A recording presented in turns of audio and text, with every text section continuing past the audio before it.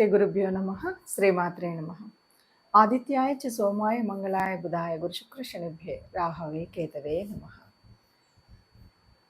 మనం ఈ ఖగోళ శాస్త్రంలో రకరకాలుగా గ్రహాలు మారుతూ ఉంటాయన్నది తెలుసు. అయితే జ్యోతిష్యానికి వచ్చేసరికి మనందరం కూడా ఎప్పటికప్పుడు మన యొక్క స్థితిగతుల్ని తెలుసుకోవడం, మనం రాసే మార్పుల వల్ల, గ్రహ మార్పుల వల్ల రాసుల్లో జరిగేటువంటి మార్పులు చేర్పులు ఏముంటాయో అది మనం తెలుసుకుంటాం. ఇంతకీ ఈ గ్రహమాలిక యోగం ఎప్పటి నుండి ఎప్పటి వరకు అంటే ఇప్పుడు 2024 ఆగస్టు 27వ తారీఖు నుండి, ఆగస్టు 27 నుండి సెప్టెంబర్ 4 అంటే దాదాపు కేవలం 9 రోజులు మాత్రమే ఈ గ్రహమాలిక యోగం కనబడుతుంది. ఈ 9 రోజులకు అంత ప్రత్యేకత ఉంది అంటే, ఏదైనా మంచి చేయాలంటే మనము ముహూర్తం ఎందుకు చూసుకుంటాం? ఆ మొదటి రోజు వల్ల కదా. ఈ ముహూర్తం సర్వకాలం ఉండదు కదా. ముహూర్తం మంచిదైతే తర్వాత చేసే పనులన్నీ మనకు శుభంగా వర్ధిల్లుతాయి. అందుకని ఈ 9 రోజుల కాలంలో ఈ గ్రహయోగము అనేటువంటిది, ఈ యోగం ఉంది కదా, ఈ గ్రహమాలిక యోగం యొక్క ఫలాలు మనకు సిద్ధించాలంటే మనం చేయాల్సినవి అంటే ఈ రకంగా మనం ఎలా వడిసి పట్టుకోవాలి అనేటువంటిది మనం ఆలోచించాలి. జ్యోతిష శాస్త్రంలో మనం ఎప్పుడూ కూడా మన యొక్క రాబోయే స్థితిగతులను తెలుసుకోవడం అనేటువంటిది జన్మకుండల ద్వారా మనం చేసేటువంటి పని. అయితే గ్రహాలు మారుతూ ఉన్నప్పుడు గ్రహ సంచారం వల్ల గోచార స్థితి ఏర్పడుతూ ఉంటుంది. ఆ గోచారం వల్ల ఒక్కొక్కసారి ఒక్కొక్క రకమైనటువంటి యోగాలు ఏర్పడుతుంటాయి, అవయోగాలు ఏర్పడుతుంటాయి. ఈ యోగాలు అనేటువంటివి అందరికీ తెలియవచ్చు, తెలియకపోవచ్చు. కానీ మనకు పరాశర సంహితలో కనబడేటువంటివి ఇలా మార్పులు చెందినప్పుడు అనేక గ్రహాల యొక్క కలయికల వల్ల, వాటి వల్ల దాదాపు 100కు పైచిలుకు యోగాలు అనేవి ఉన్నాయి. వీటిని తెలుసుకొని వీటి వల్ల మనకు ఏ రకమైన ఉపయోగం ఉంది, వీటిని ఎలా మనం ఈ సమయంలో ఏ రకమైన పనులు చేస్తే మనకు అది కలిసి వస్తుంది అనేటువంటిది తెలుసుకోవడం అనేది ముఖ్యం.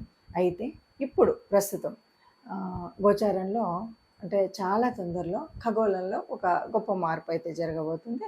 ఆ మార్పు ఏమిటి అంటే, గ్రహాలన్నీ దాదాపుగా గ్రహాలు ఒక వరుసలో నిలబడుతున్నాయి. ఈ వరుసలో ఉండడం అంటే మనకి ఎలా కనపడుతుందంటే, ఒక పూలన్నీ కలిపి కడితే వచ్చేటువంటి మాలలాగా ఉంటుంది. అందుకని దీన్ని మాలికా యోగము అంటారు. అంటే గ్రహాలన్నీ ఒక మాలలాగా కడితే ఎలా ఉంటాయో అలా ఒక వరుసలో ఉండడాన్ని గ్రహమాలికా యోగం అంటారు. ఈ గ్రహమాలికా యోగం ఎక్కడ నుండి ఎక్కడి వరకు జరుగుతుంది అంటే, ముఖ్యంగా మనకి తెలుసు, వృషభ రాశిలో గురు భగవానుడు ఉన్నాడు, అది మొదటి స్థానంలో కనపడితే, మిథున రాశిలో మనకి బుధుడు వక్రించి ఉన్నాడు. ఇక కర్కాటకంలో కుజుడు ఉన్నాడు. సింహరాశిలో రవి తన సొంత ఇంట్లోనే ఉన్నాడు. తర్వాత కన్యలోకి వచ్చేసరికి కేతు భగవానుడు ఎప్పటి నుండో ఉన్నాడు, అతనికి తోడుగా శుక్రుడు వచ్చాడు. ఇప్పుడు మనకేం కనిపిస్తుంది అంటే, వృషభ రాశి నుండి కన్యా రాశి వరకు ఒక్కొక్క రాశిలో ఒక్కొక్క గ్రహము, చివరిలో 2 గ్రహాలు, ఇలా ఈ గ్రహాలన్నీ ఒక మాల కూర్చితే ఎలా ఉన్నాయో అలా మాలలాగా ఉన్నాయి. దీన్ని గ్రహమాలికా యోగం అంటారు.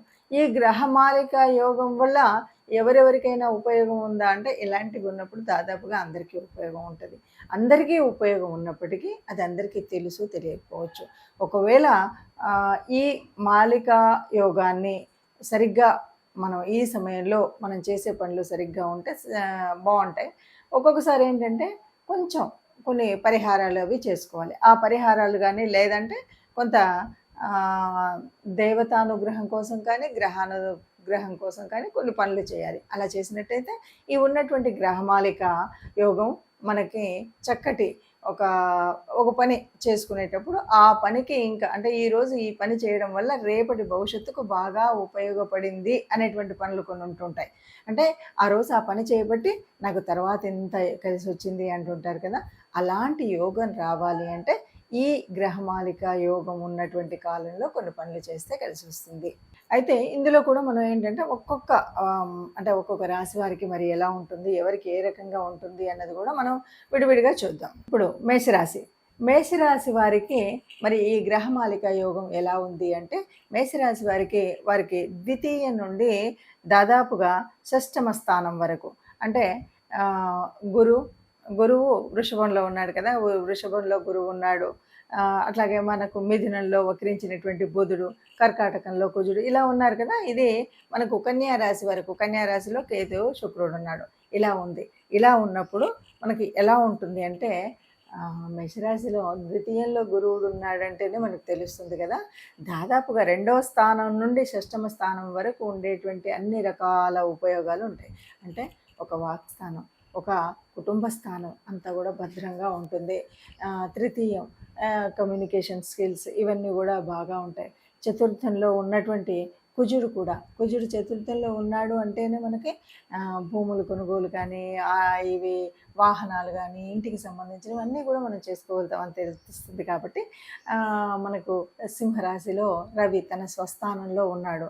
అంటే చూడండి, పంచమంలో ఉన్నటువంటి రవి ఇది చక్కగా తమ సంతానానికి మంచి గవర్నమెంట్ ఉద్యోగాలు వచ్చేటువంటి పరిస్థితి. ఇలాగా మనకు షష్టమంలో మరి శుక్రుడు ఉన్నాడు. అంటే షష్టమ స్థానము అంటేనే మనకేంటంటే ఇది ఏదైనా రోగాలు ఇలాంటివి ఉంటాయి కదా! ఇప్పుడు దీనికి వ్యతిరేకంగా అనమాట. కేతువు కూడా అదే స్థానంలో ఉన్నాడు. కొంత వైరాగ్యం ఉన్నప్పటికి కూడా మనకి ఎలా ఉంటుంది అంటే అన్ని రకాలుగా మొత్తంగా మనం రిజల్ట్ కనుక చూసుకున్నట్టయితే మంచి ధనం అంటే ఆర్థిక వ్యవస్థ పరిపుష్టం అవుతుంది. సంతానం విషయంలో బాగుంటుంది. సంతానం ఉద్యోగం విషయంలో బాగుంటుంది. మొత్తంగా చెప్పాలంటే ఇక్కడ ఉన్నటువంటి ఈ 9 రోజుల కాలంలో మనం మంచి పనులు చేసేటువంటిది చాలా, అంటే మన కోసం మనం చేసుకుంటూ ఉంటాం కదా! ఏదైనా మొదలుపెట్టేవి ఇలాంటివి, ఇవి చక్కగా మన డెవలప్మెంట్కు మొదలు పెట్టుకునేటువంటివన్నీ కూడా చాలా తర్వాతి కాలంలో వృద్ధి చెందే విధంగా ఉంటాయని చెప్పచ్చు. ఇప్పుడు ఏదైనా సరే మనం చూసాం కదా! ఇలా ఉన్నప్పుడు మనం ఎలా చేయాలి, ఏ రకంగా చేస్తే మనకు ఉపయోగం అంటే మన చుట్టుముట్టు కూడా చాలా కలిసి వచ్చే విషయాలు ఉంటాయి.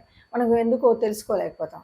ఇప్పుడు మనం తెలుసుకున్న దాన్ని బట్టి ఇప్పుడు గ్రహమాలిక యోగం ఉంది కాబట్టి మనం ఈ పని చేస్తే బాగుంటుంది. ఈ పని వల్ల మనకి ఇలాగ ఉంటుంది అంటే ఈ గ్రహమాలిక యోగం నేనున్నటువంటి నా రాశి నుండి ఎన్నో స్థానంలో ఉంది, 5వ స్థానంలో ఉంది, 6వ స్థానంలో జరుగుతుంది, 7 నుండి 9 ఇలాగా మనకి తెలుస్తుంది. కాబట్టి ఇలా తెలిసినప్పుడు ఈ గ్రహాలు ఈ రాసులలో ఉన్నప్పుడు మనకి ఈ గ్రహాల వల్ల కలిగేటువంటి ఉపయోగమైనటువంటి పనులు ఏమున్నాయి, దాన్ని మనం ఏం చేయొచ్చు, ఏం చేస్తే జీవితంలో ఇక సుస్థిరంగా ఉండడానికి కొంత మంచి జరిగేటువంటి అవకాశం అయితే ఉంటుంది. అయితే ఏదైనా సరే అన్ని గ్రహాలు అందరికీ యోగించవు కదా! అందరికీ ఇదేమో మనం జన్మకుండల్లో చూసుకునేటువంటిది కాదు కదా! గోచారంలో చూస్తున్నప్పటికీ మరి అన్ని గ్రహాలు యోగించే గ్రహాలు ఏవి ఉన్నాయి, యోగించని గ్రహాలు ఏవి ఉన్నాయి అనేది ఒక సంశయం అయితే ఉంటుంది కదా! ఎప్పుడూ కూడా అన్ని గ్రహాలు యోగించినప్పుడు మరి ఈ యోగించనివి కూడా ఉండి గ్రహమాలికలో ఉంటే ఏమవుతుంది? అలాంటప్పుడు మనం చేయాల్సినటువంటి పరిహారం ఏదైనా ఉందా అంటే తప్పకుండా మనం చేయాల్సిన అతి ముఖ్యమైనటువంటి పరిహారం మొట్టమొదటిది ఏంటి అంటే మనం తప్పనిసరిగా నవగ్రహ మండపానికి వెళ్ళాల్సిందే. నవగ్రహ మండపానికి వెళ్ళి ఇక్కడ మరి చూడండి, తెలియకుండానే ఈ గ్రహమాలికలు ఎవరెవరు ఉన్నారు, గురు భగవానుడు ఉన్నాడు, చివర శుక్రుడు ఉన్నాడు. అంటే గురు శుక్రులు అనగానే మనకు ఎన్నో రకాల పుణ్యాలను ఇచ్చేటువంటి గ్రహాలు ఈ రెండు. ఈ ఇద్దరి మధ్యలో మిగతా గ్రహాలు ఉన్నాయి. కాబట్టి దాదాపు మంచినిచ్చేటువంటి వాళ్ళే, కానీ కొన్నిసార్లు మనకు యోగించినటువంటి పరిస్థితి ఉంటే కూడా మనం ఆ ప్రాప్తాన్ని పొందాలి అంటే మనం మన గురువు భగవానుడు మొదలు బుధుడు వక్రించి ఉన్నాడు ఆయన, తర్వాత కుజుడు, రవి, శుక్రుడు, కేతు భగవానుడు వీళ్ళందరూ ఉన్నారు. వీళ్ళందరినీ ప్రార్థించాలన్నమాట. అంటే ఏం చేయాలి, నవగ్రహ మండపానికి వెళ్ళి మనకు ఉన్నటువంటి నవగ్రహాలని, రాహుకేతు భగవాళ్ళని వీళ్ళందరినీ అంటే ఈ 9 మందిని మనం పూజించడం, లేకపోతే నవగ్రహ ప్రదక్షిణ చేయడం.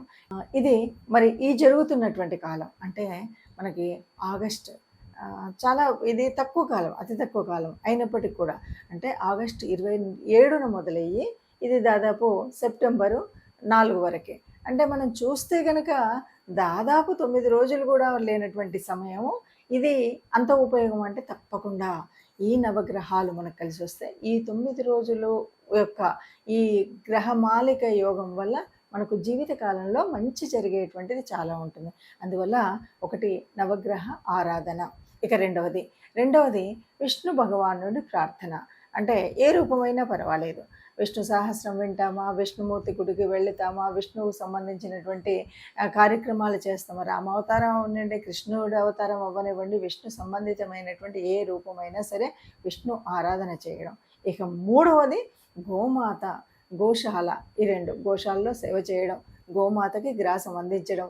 ఇలాగా గోమాతకు సంబంధించినటువంటి ఏదైనా గోపూజ చేస్తాము, గోమాతకు సంబంధించిన లేకపోతే గ్రాసం ఇవ్వడంతో పాటు కొన్నిసార్లు గోమాతలను ఎవరికైనా మనం పెంచే వాళ్ళకి ఇవ్వడం ఇలాంటివి ఉంటాయి కదా. ఇవి ఏవైనా చేయొచ్చు. అంటే మొత్తంగా మనం చేయాల్సిన పరిహారంలో 1 నవగ్రహ ఆరాధన, 2 విష్ణు ఆరాధన, 3 గోమాత ఆరాధన. ఈ 3 చేసినట్టయితే ఎవరికీ కూడా అనుకూలించిన గ్రహాలు ఈ గ్రహమాలలో ఉన్నప్పటికి కూడా ఇది బాగా యోగించే స్థితి అయితే ఉంటుంది. ఈ ఈ ఈ 9 రోజుల్లో అందరికీ మంచి జరగాలని కోరుకుందాం. అందరికీ కూడా ఈ యోగము ప్రతిఫలించేలాగా చైతన్యవంతంగా వీరి దీంట్లో ఉండాలని కోరుకుందాం. అందరూ బాగుండాలి, అందులో మనం ఉండాలి. సర్వే జనా సుఖినో భవంతు.